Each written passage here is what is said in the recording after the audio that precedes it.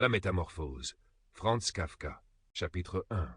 Lorsque Gregor Samsa s'éveilla un matin au sortir de rêves agités, il se retrouva dans son lit changé en un énorme cancrelat. Il était couché sur son dos, dur comme une carapace, et lorsqu'il levait un peu la tête, il découvrait un ventre brun, bombé, partagé par des indurations en forme d'arc, sur lequel la couverture avait de la peine à tenir et semblait à tout moment près de glisser. Ses nombreuses pattes, pitoyablement minces quand on les comparait à l'ensemble de sa taille, papillotaient maladroitement devant ses yeux. « Que m'est-il arrivé ?» pensa-t-il. Ce n'était pas un rêve. Sa chambre, une chambre humaine ordinaire, tout au plus un peu exiguë, était toujours là, entre les 4 cloisons qu'il connaissait bien. Au-dessus de la table, sur laquelle était déballée une collection d'échantillons de la mage, Samsa était voyageur de commerce, était accrochée la gravure qu'il avait récemment découpée dans une revue illustrée et qu'il avait installée dans un joli cadre doré.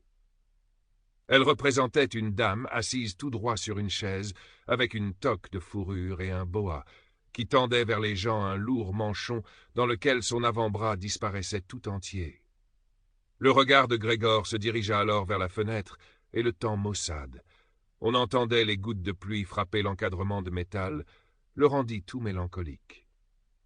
Et si je continuais un peu à dormir et oubliais toutes ces bêtises, pensa-t-il.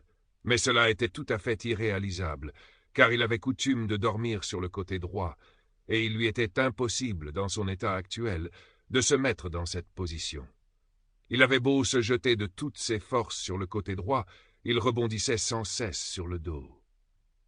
Il essaya bien une centaine de fois, en fermant les yeux pour ne pas être obligé de voir s'agiter ses petites pattes, et n'arrêta que quand il commença à éprouver sur le côté une vague douleur sourde qu'il ne connaissait pas encore.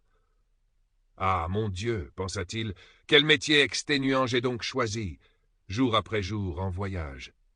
Les ennuis professionnels sont bien plus grands que ceux qu'on aurait en restant au magasin, et j'ai par-dessus le marché la corvée des voyages, le souci des changements de train, la nourriture irrégulière et médiocre.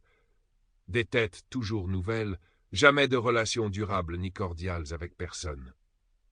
Le diable emporte ce métier. » Il sentit une légère démangeaison sur le haut du ventre, se glissa lentement sur le dos pour se rapprocher du montant du lit, afin de pouvoir lever la tête plus commodément.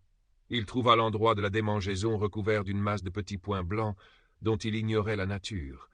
Il voulut tâter l'emplacement avec une de ses pattes, mais il la retira aussitôt, car le contact lui donnait des frissons. Il se laissa glisser dans sa position antérieure. Sample complete. Ready to continue?